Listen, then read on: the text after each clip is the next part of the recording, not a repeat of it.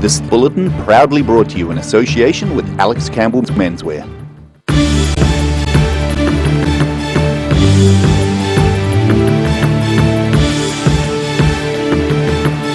Tonight on the South Today, nurses who work in general practitioners' offices have taken to the street wanting pay parity with their hospital-based colleagues.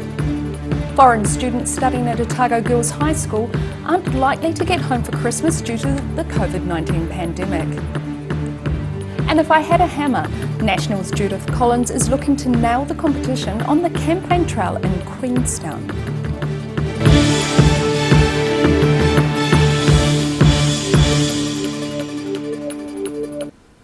Kia ora, good evening, I'm Melissa Barton. Nurses from GP clinics and medical centre workers took their call for pay parity to Southern Streets yesterday. The strike by New Zealand Nurses Organisation members called for equal pay with their colleagues working for the District Health Board. Nurses from doctors' clinics and medical centres across the south went on strike yesterday, taking to the streets demanding the same pay as the nurses who work for the District Health Board. What we want to do is raise awareness of how cheated we feel and the work we do. Practice nurse Teresa Wezaleska says they've received very positive public support in their demands for pay parity. It's actually great to hear the number of people tooting. I didn't feel that noise pollution was a good way to do it, but actually it's really lovely to hear the support. And she says going on strike is very much a last resort. I have been a nurse now since 1970. I have voted not to strike on many occasions, and I have always felt there's other ways to do the negotiating and respect our profession. And I think it's a very sad comment that we have come to this stage of having to strike to make everybody, not just government, but also the public, aware of the work we do and the fact that we are of equal value to our hospital colleagues. Strike action includes technicians from the Southern Community Laboratories downing their pipettes and test tubes today for 24 hours. In Dunedin, the South Today. Some passengers are still travelling free on Dunedin buses following the launch of the new B card and flat fare system on Tuesday. The Otago Regional Council says it's because some buses do not have the B card hardware installed. Normally those buses were not required for standard bus routes, but are currently in use due to Alert Level 2 social distancing restrictions. There have also been some issues with the new card system. Users have found it can take up to 12 hours for top-ups to be registered on the card. Around 35 Otago Girls High pupils from overseas are unlikely to get home for Christmas this year, while overseas borders remain closed. The school principal says it's been a long time away from their family. These are just 3 of about 35 overseas pupils studying at Otago Girls High School while New Zealand's borders remain closed due to COVID-19. It's challenging for all students, but for international students who are a long way from home, it's even more challenging. So some of these students won't see their parents. You know, they went home at Christmas time, Christmas 2019, they're not going to get home this Christmas. It may be the following Christmas. So, you know, in a young person's life, if you're 14, 15 years old, that's pretty significant. Yeah, because we normally go home once a year and we miss that opportunity, and we don't know if when the border gonna open and when we can visit our family back home. Otago Girls High School Principal Linda Miller says there's now plans afoot to make sure stranded students across Dunedin can take part in organised social activities over the summer holidays. It's providing that wraparound for them, but it's also an opportunity to show what Dunedin has to offer in terms of the range of experiences and the quality of pastoral care that we offer to our international students. But it's going to be more than just fun activities over the summer, as the University of Otago Language Centre will be offering daily English classes to the pupils and perhaps tempt them to consider Dunedin for their tertiary education as well.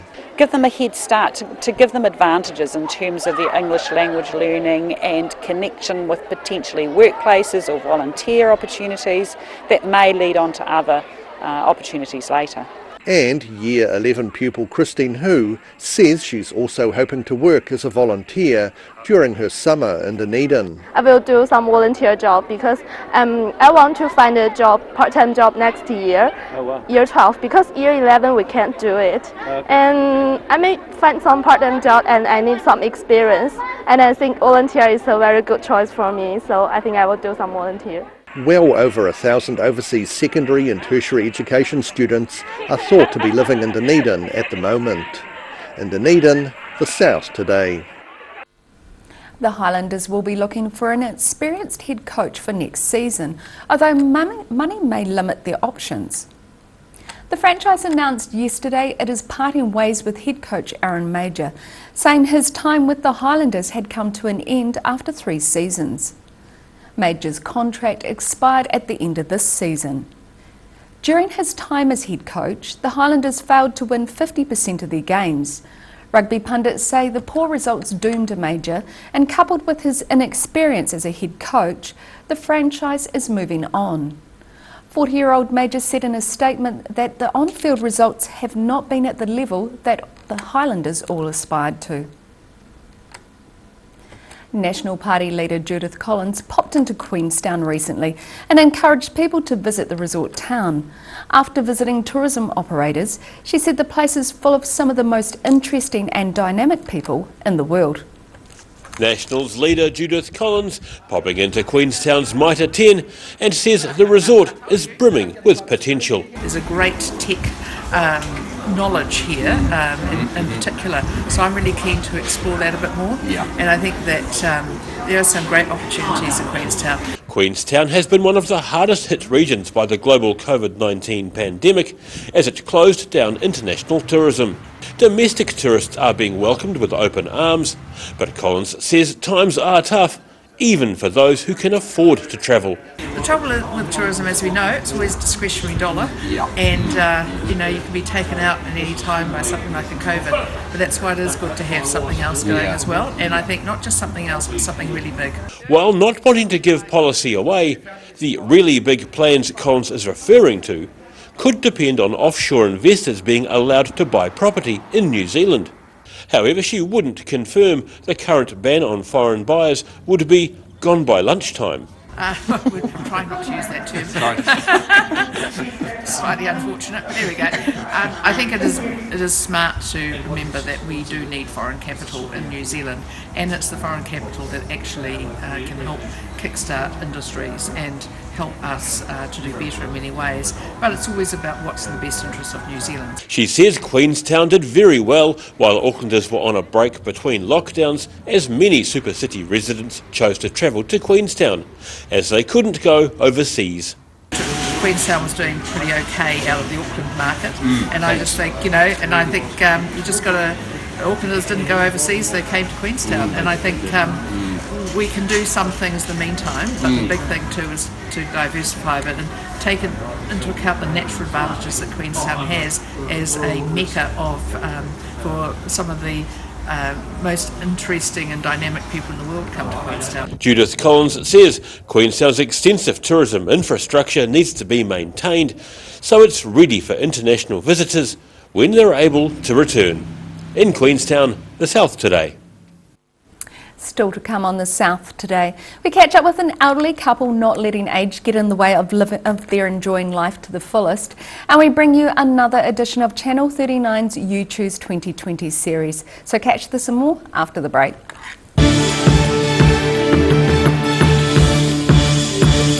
A poorly maintained heat pump can lose up to 35% of its output. The Mr. Heat Pump Cleaner team are experts. Their specially developed chemical wash is totally biodegradable. Call Mr. Heat Pump Cleaner and get the job done by the professionals. You've seen us in the street, now find us online. Check out shopon.org.nz. We have all sorts of treasures, from retro and vintage clothing to antiques, homewares and accessories. New items added every week. We're open 24/7.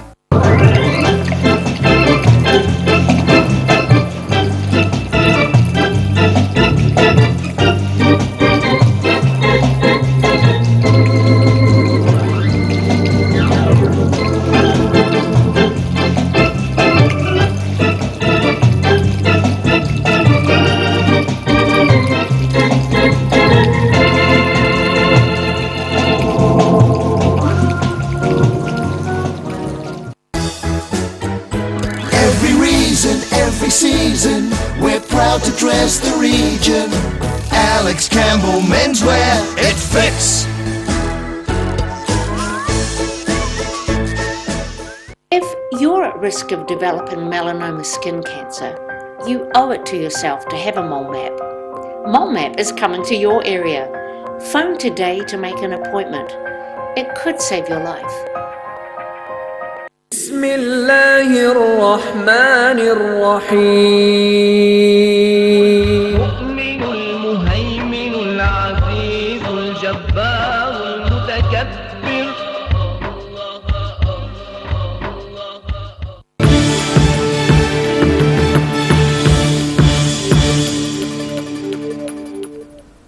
Welcome back. A Dunedin couple took their sailing yacht out for a spin in Dunedin's harbour. The couple are now in their 90s and have been sailing by themselves much of their adult life. Bill McIndoe and his wife Margaret went on a cruise on their sailing yacht Avanti recently as a way of celebrating Bill's 92nd birthday. He's a bit of an old sea dog, having owned one sailing boat or another his whole life. I built a yacht when I was 16. It wasn't a very good yacht, but all the men, my father and my elder brother, were away at the war, so if you wanted a boat, you bloody built it. And since then I've had a boat all my life, and this is the 7th boat I've owned. I can see the P-class in that if you look hard enough. He joined the Royal New Zealand Navy in 1946 and was navigating officer on a New Zealand frigate in the 1950s during the Korean War. After he left the Navy, the couple have done several voyages exploring the Pacific. Margaret and I have sailed from here to Auckland and then on to Fiji. And by the way, when you get to Auckland, you're halfway to Fiji. People don't realise that, do they? They've also sailed to Australia, done a 9-month trip to Tonga and extensive exploration of New Zealand's bays and coves. We've done 28 voyages from here to Nelson, Abel Tasman National Park, Marlborough Sounds, and we've been twice round to the Southern Sounds and a few other small trips. So far, they have no plans of retiring from their hobby of sailing the sea. In Dunedin, the South Today. Tonight we bring you another from Channel 39's You Choose 2020 series. In this instalment we ask local party representatives if they believe cannabis prohibition has been working. Than that, 95% of people that are convicted still go back and smoke afterwards. So it really shows that having it illegal does not stop people from starting, and those who it catches, it doesn't teach them a lesson or anything like that. It actually just punishes people for what is a fairly normative behaviour. But we can, through public health campaigns, actually help people smoke at the right time rather than smoking too early. And yeah, we need that wraparound support to make sure that people can enjoy life and not make dumb decisions to have that penalise them for life. It's an interesting question because it's worked in some ways. I mean, we've been able to tackle, and it's always been this way, we're tackling the producers rather than the people who are consuming it. So I mean, that's why we decriminalised it, why the government decriminalised it in 2017, 2018. But ultimately prohibition doesn't tend to work with a lot of things, and it's to do with sort of negative reinforcement versus positive reinforcement. So in that regard, that's why I'm sort of leaning yes, because if we can find a way to have better outcomes that we already do, then I support it. Well, look, I don't think prohibition works. We see in the United States when they tried to prohibit alcohol consumption that led to gangs forming. It led to a whole lot of social problems, people also getting poisoned because there was no regulation on the quality of the product being supplied. So we know that prohibition isn't a good strategy. There is no perfect strategy because all drugs are harmful. But I believe that having good solid regulation around cannabis is the best approach, and that's why I'll be supporting the referendum. I don't think prohibition works, and I don't think it's a very good policy. Never have. I would support a vote yes for legalising and decriminalising cannabis, and I think it's important to make the distinction that this plant is only around because of the people who have acted illegally for the last century or so worldwide, and they've been the ones who have protected and cultivated that plant. So I think it's really important that we centre them in this conversation and remember that they're the ones who have actually protected this medicine for so long. I'm a bit wary of legislations around the world that have actually corporatised weed and allowed private interest and people who have actually benefited from incarcerating people who use cannabis from profiting from it. So I'd really like to see some justice in cannabis when we're talking about that and legalising and decriminalising it. Well, it's certainly better than some of the alternatives. I think if we were to say, if we were to turn back the clock and say, would we have the same regime for alcohol as we have now, a lot of people would say no. So I think we've got to be very, very careful with the next step that we take with cannabis, because it's not something that we can easily undo. That's what worries me. I think if this was a decriminalisation question, I'd be much more inclined to say yes to it. You can watch the full episode at odt.co.nz. Now coming up after the break on the South Today, we have ODT Rugby Chat with Paul Dwyer, and we take a look at what the weather has in store for you this weekend, so find out more after the break.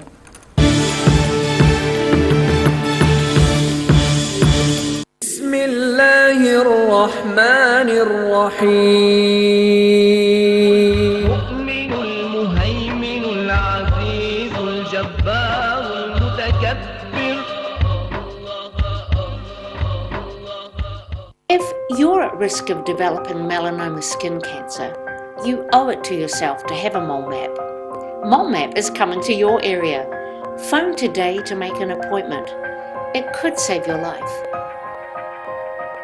A poorly maintained heat pump can lose up to 35% of its output. The Mr. Heat Pump Cleaner team are experts. Their specially developed chemical wash is totally biodegradable. Call Mr. Heat Pump Cleaner and get the job done by the professionals. Step into Shop on Carol and discover a shop full of treasures. We have a fantastic range of vintage and retro clothes, upmarket clothing labels, collectible items, beautiful jewellery, quality linen and the best range of vintage haberdashery. Ah, TV, our favourite babysitter. But it can be tough keeping up with what our tamariki are watching.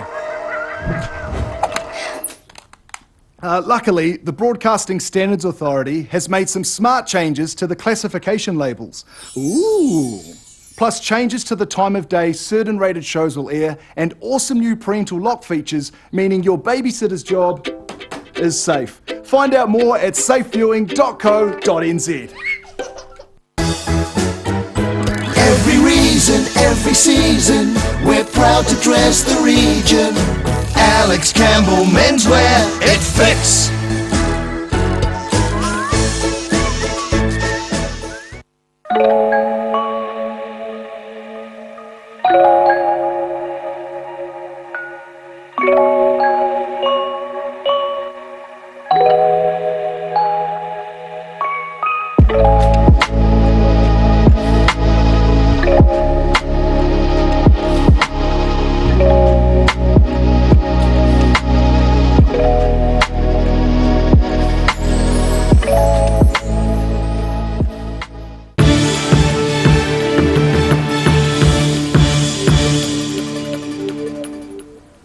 Thanks for staying with us. In this week's ODT Rugby Chat, Paul Dwyer speaks to Mark Grieve from Dunedin Rugby Football Club and Aidan Spence from Harbour Rugby Football Club about how their teams performed last weekend.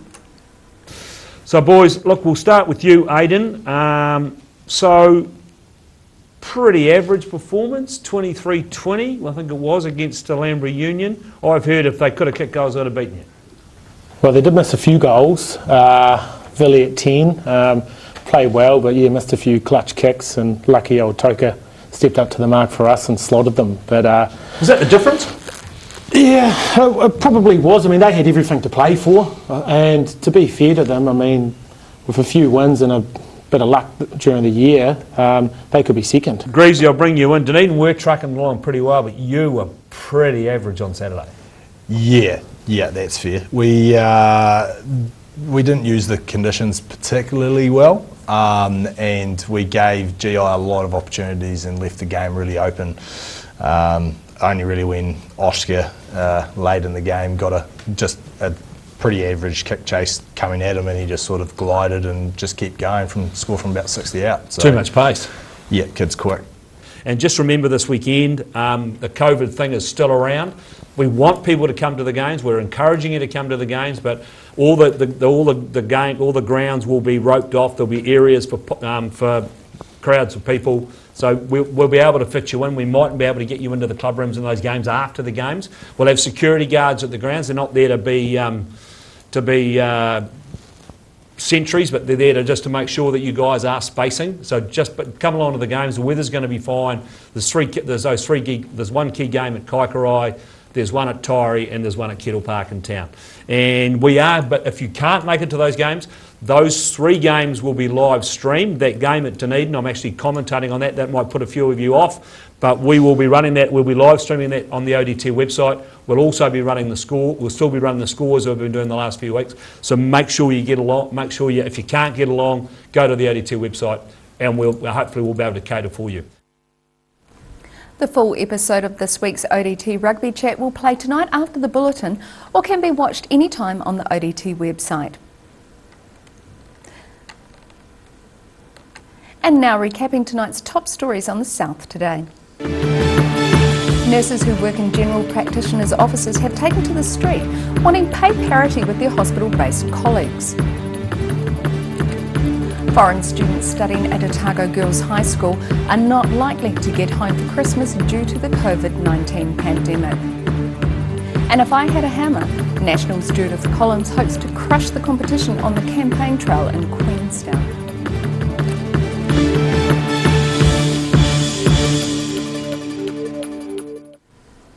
And now look at what's happening in tomorrow's ODT. Welcome, Barry. What have you got for us? Hello, Melissa. Well, Saturday paper, it's big paper, lots of good stories, of course. COVID-19, the lockdown levels remain the same. So that's the official government announcement this afternoon. The government has also purchased a significant block of land in the Mackenzie Mackenzie district. So that's a story that we had sometime earlier, and now the decision has actually been pushed through, so that has happened. Interesting to find out what that's all about. Well, you can read that I know. all in your Otago Daily Times tomorrow. Also tomorrow, in our build-up to the general election, we begin a series of interviews with the leaders of the parties that are currently in Parliament. And tomorrow we kick off with David Seymour. Mike Houlihan interviews him, so interesting story there. And the big story of the weekend is in our weekend magazine section, The Mix, where we look 10 years ago, Otago school leavers were looking forward to a bright future. Obviously, Kim Dungy asked those who received Otago Daily Times Class Act Awards in 2010 how they are dealing with the COVID curveball. That will be really interesting. Of course it is. That's the whole basis of our Class Act initiative, that we also go back to them 10 years on and see how they're adapting to adult life. So very interesting series of stories and catch-ups there. So look out for that. Lots happening in the sporting world, of course. At the weekend, the North-South game, which is a bit of a novelty these days, so it's back on the agenda, so we'll have a look at that. Otago Southland, the clash of our rivals. The Southern. The Southern rivals, we'll have a look at that, and of course they announce an All Black team squad on Sunday, so it'll be interesting to see what names pop up there. Wonderful. So you can catch all of that and more in tomorrow's ODT. And now it's time for a look at the weather. Tonight's weather proudly brought to you by Mole Map. Beginning with the southern view, street art on Dunedin's Princess Street. Looking at the situation, the westerly airflow this weekend will bring showers to the west, but mostly fine weather in the eastern areas until later on Sunday.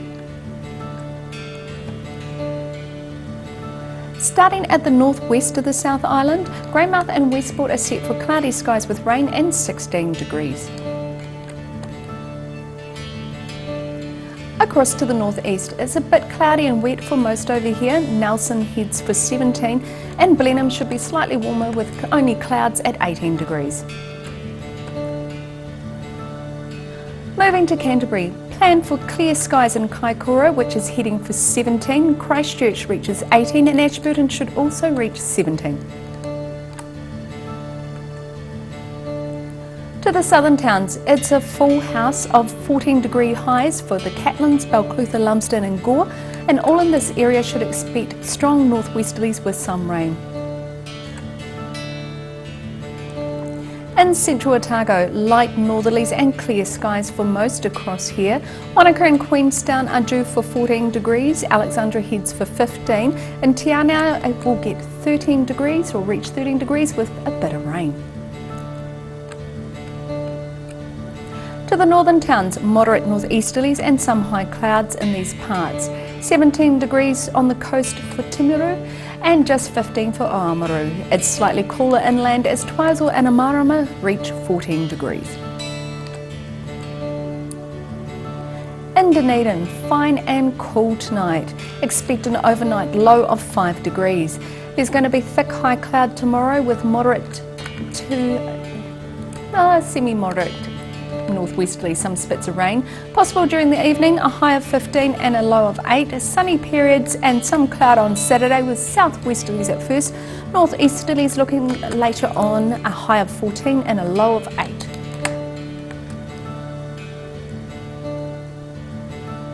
And in Invercargill, showers tonight with freshening northwesterlies and an overnight low of 8. Cloudy tomorrow with rain at times and fresh to strong gusty northwesterlies. Looking at a high of 14 and a low of 9. And showers clearing and sunny periods increasing on Sunday with a high of 13 and a low of 9.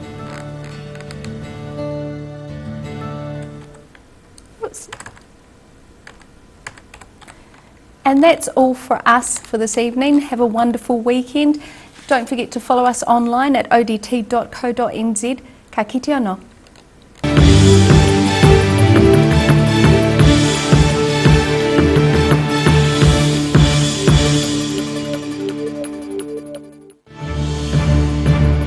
This bulletin proudly brought to you in association with Alex Campbell's Menswear. Supporting local content so you can see more of New Zealand on air.